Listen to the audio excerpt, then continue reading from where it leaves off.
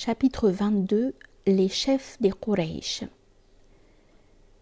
Le nombre des disciples du prophète allait sans cesse croissant, mais chaque fois qu'un nouveau converti, homme ou femme, venait à lui pour faire son serment d'allégeance, c'était le plus souvent un esclave ou un affranchi, ou bien un membre des Quraysh des alentours, ou encore un jeune homme ou une jeune femme des Quraysh de la vallée issus d'une famille influente, mais ne possédant eux-mêmes aucune influence, et dont la conversion ne pouvait qu'attiser davantage l'hostilité de leurs parents et des membres plus âgés des grandes familles. Abd al-Rahman, Hamza et Arkam faisaient sans doute exception, mais ils n'occupaient pas une place de premier plan parmi les Quraysh, et il tardait au prophète de gagner à sa cause quelques-uns des chefs dont aucun, pas même son oncle Abu Talib, ne s'était jusqu'alors montré tant soit peu enclin à le suivre. Quelle aide précieuse ce serait pour la diffusion de son message s'il pouvait s'appuyer sur un homme tel que Walid, l'oncle d'Abu Jahl, qui non seulement était le chef du clan de Marzoum, mais pour ainsi dire le chef officieux des Quraysh. En outre, il paraissait plus ouvert à la discussion que beaucoup d'autres. L'occasion se présenta un jour où le prophète put parler seul à seul avec Walid. Cependant, alors que la conversation était déjà bien engagée, un aveugle récemment entré en islam vint à passer et, ayant reconnu le prophète à sa voix, il le pria de lui réciter quelques passages du Coran.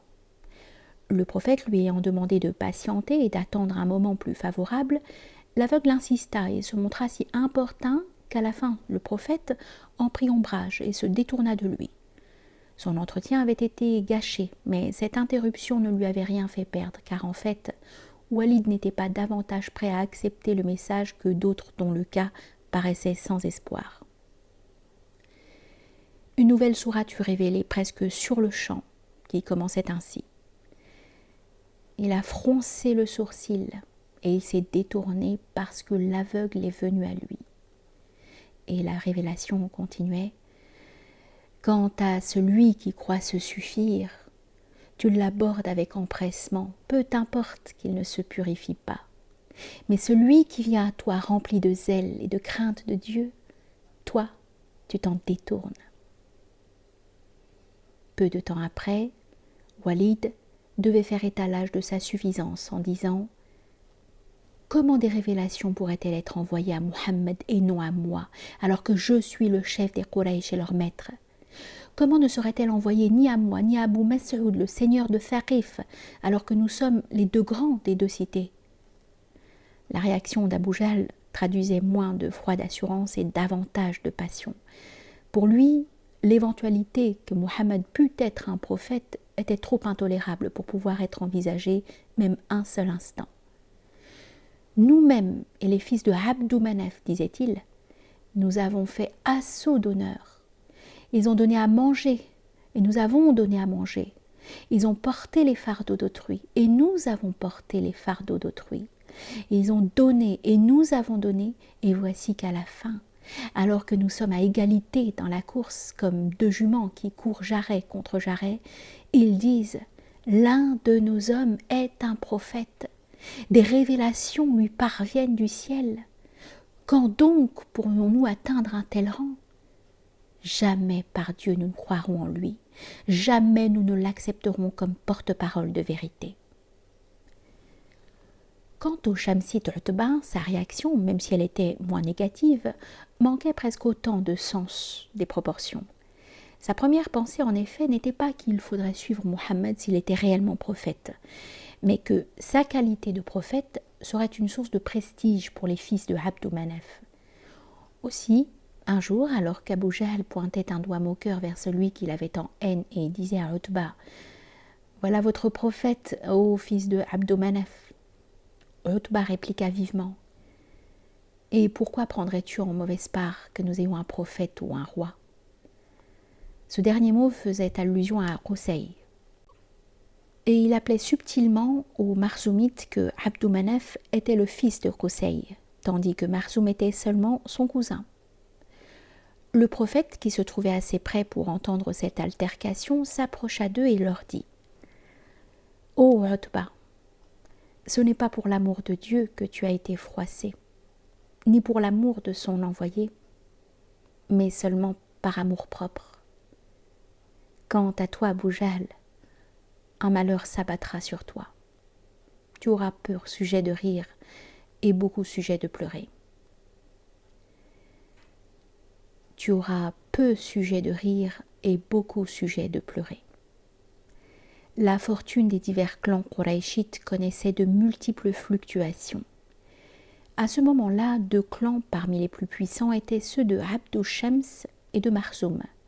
Utba et son frère Shaïba commandaient une branche du clan Shamsite. Leur cousin Harb, ancien chef de la branche omeyyade du même clan, était mort, et c'est son fils Abu Sufyan, dont une des épouses, Hind, était la fille de Utba qui lui avait succédé. La réussite d'Abu Sufyan, aussi bien en politique qu'en affaires, était due notamment à la prudence de son jugement, à sa capacité de réflexion froide et patiente, et à la tolérance dont il savait preuve si son opportunisme lui en démontrait l'avantage.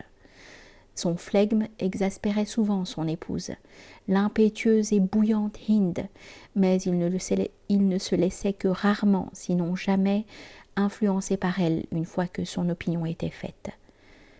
Étant donné son caractère, il se montrait moins violent qu'Abu Jahl dans son hostilité à l'égard du prophète. Si les chefs des Quraysh différaient quelque peu dans leur attitude à l'égard du messager, ils n'en étaient pas moins unanimes à rejeter le message lui-même. Étant tous parvenus à un certain degré de réussite dans la vie, ils avaient le sentiment d'avoir réalisé, au moins partiellement, ce qui, en Arabie, passait généralement pour le sommet de la grandeur humaine. Même si la richesse n'était pas considérée comme un élément de cette grandeur, elle était en fait un instrument pratiquement indispensable pour y accéder. Un grand homme était nécessairement très demandé comme allié et protecteur, ce qui impliquait qu'il devait lui-même posséder des alliés de confiance. En partie, il pouvait contribuer, en tissant par ses propres mariages et ceux de ses fils et filles, un réseau de liens puissants et redoutables. La richesse était sur ce point d'un grand secours, outre qu'elle permettait à un grand de ce monde de faire face à ses devoirs d'hospitalité. Certaines vertus étaient inhérentes à l'idéal en question, en particulier la vertu de générosité, mais sans la perspective d'une récompense céleste.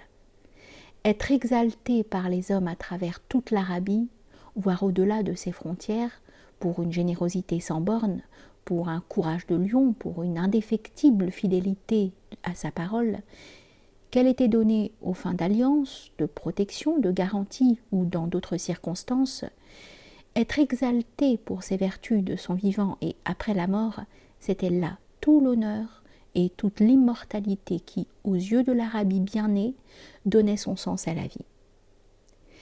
Des hommes tels que Walid étaient convaincus qu'ils possédaient cette grandeur, et trop satisfaits d'eux-mêmes, ils étaient rendus sourds à un message qui soulignait la vanité de l'existence terrestre, la vanité de tout le cadre où s'était édifié leur propre succès. Pour assurer leur immortalité, il fallait que l'Arabie demeure inchangée, que les idéaux arabes se perpétuent et passent d'une génération à l'autre. Ils étaient tous à divers degrés sensibles à la beauté du langage de la révélation, mais quant à la signification du message, leur cœur se refusait spontanément à la saisir, ne voulant pas comprendre les versets qui, comme celui-ci, leur disaient que ni eux-mêmes, ni leurs ancêtres vénérés n'avaient rien accompli et que tous leurs efforts avaient été mal orientés. La vie de ce monde n'est que divertissement et jeu. En vérité, la demeure dernière, c'est elle qui est la vie, si seulement ils savaient. Verset coranique.